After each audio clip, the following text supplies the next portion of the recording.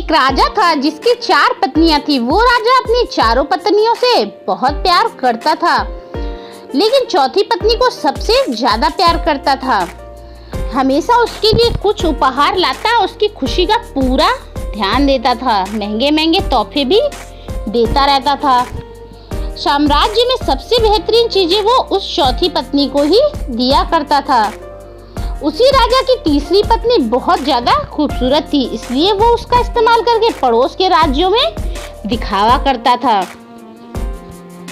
वो उससे सिर्फ इसलिए प्यार करता था क्योंकि उसकी मदद से वो पड़ोस के राज्यों के राजाओं को जलाता रहता था। उसी राजा की जो दूसरे नंबर की पत्नी थी वो बहुत अच्छी थी, शांत स्वभाव वाली थी और गुणों से संपूर्ण थी।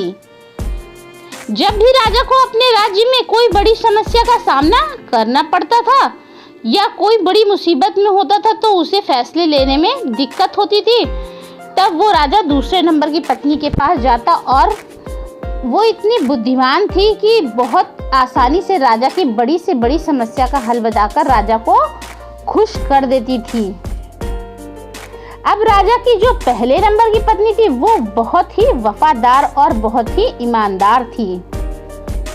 वो हमेशा राजा की सेहत का ध्यान रखती, राजा की संपत्ति की रक्षा करती और हमेशा उसको राजा के सेहत की फिक्र लगी रहती। लेकिन राजा इस पत्नी के मामले में बहुत ही नादान था।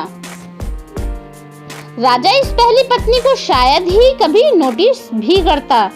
प्रेम तो बहुत दूर की बात, पूरे दिन में शायद एक बार भी इस पत्नी का ध्यान भी नहीं आता था। एक दिन राजा बीमार पड़ गया, इतना बीमार कि उसे ये एहसास हो गया था कि वो अब हमेशा के लिए इस दुनिया से विदा होने वाला है। उसे भनक लग गई थी कि किसी भी वक्त उसकी मृत्यु हो सकती है। उसके मन में ये ख्याल आया कि अभी जीवित अवस्था में तो उसके पास 4 पत्नियां, लेकिन मरने के बाद तो एकदम अकेला हो जाएगा।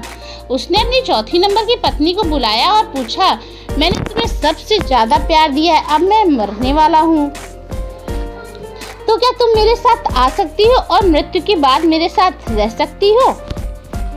चौथी पत्नी बिना एक शब्द बोले राजा से दूर चली गई। राजा को उसका ये रूप देखकर बहुत दुख हुआ। उसने अब सोचा कि वक्त बर्बाद करने से कोई मतलब नहीं है, इसलिए जल्दी से उसने अपनी तीसरी पत्नी को बुलाया और वही सवाल दोहराया कि क्या तुम मेरे साथ मर सकती हो और मृत्यु के बाद तुम मेरे साथ रह सकती हो? इस तीसरी पत्नी ने भी सीधा मना कर दिया, ये कहकर कि जिंदगी बहुत अच्छी है और तुम्हारे मरने के बाद मैं किसी और से शादी कर लूंगी। जब ये शब्द तीसरी पत्नी से सुने तो राजा का हृदय एकदम से टूट गया। अब बिना देर किए उसने अपनी दूसरी पत्नी को बुलाया और वही सवाल दोहराया।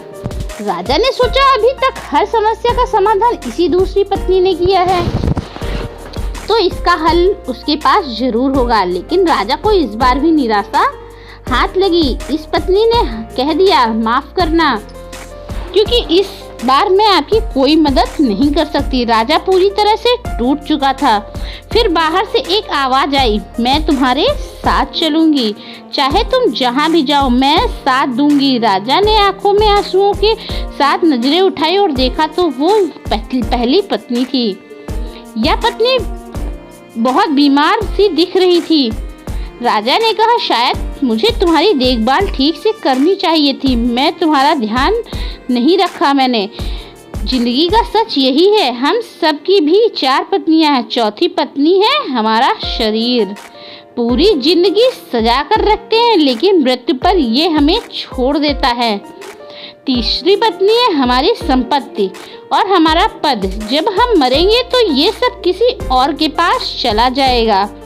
दूसरी पत्नी है हमारा परिवार और हमारे दोस्त रिश्तेदार, चाहे वो हमसे कितना भी प्यार क्यों ना कर लें, लेकिन मृत्यु पर वो शमशान तक साथ देंगे। और अंत में हमारी पहली पत्नी है हमारी आत्मा। शरीर, संपत्ति, सुख सुविधा में हमेशा हम हमारी आत्मा को भूल जाते हैं, लेकिन जीवन का कड़वा सच यही है, सिर्फ और सिर्फ हमारी आत्मा ही हमारे साथ रहेगी।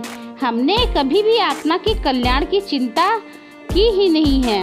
जबकि दूसरी चीज़ें जो साथ हमें सबसे ज़्यादा हमारी आत्मा की फिक्र करनी चाहिए। जब अभी वक्त है, अपनी आत्मा के लिए सोच लें और आत्मा के कल्याण का प्रयास कीजिए, क्योंकि सिर्फ यही आत्मा है जो हमेशा हमारे साथ रहेगी। दोस्तों, इस वीडियो को लेकर आपकी क्या राय है, हमें कमेंट बॉक्स में ज़रूर बताएं। इसी तरह की अच्छी कहानियों के लिए हमारे चैनल पे अगर नए हैं तो घंटी के निशान सब्सक्राइब का बटन दबाकर घंटी के निशान को दबा लें।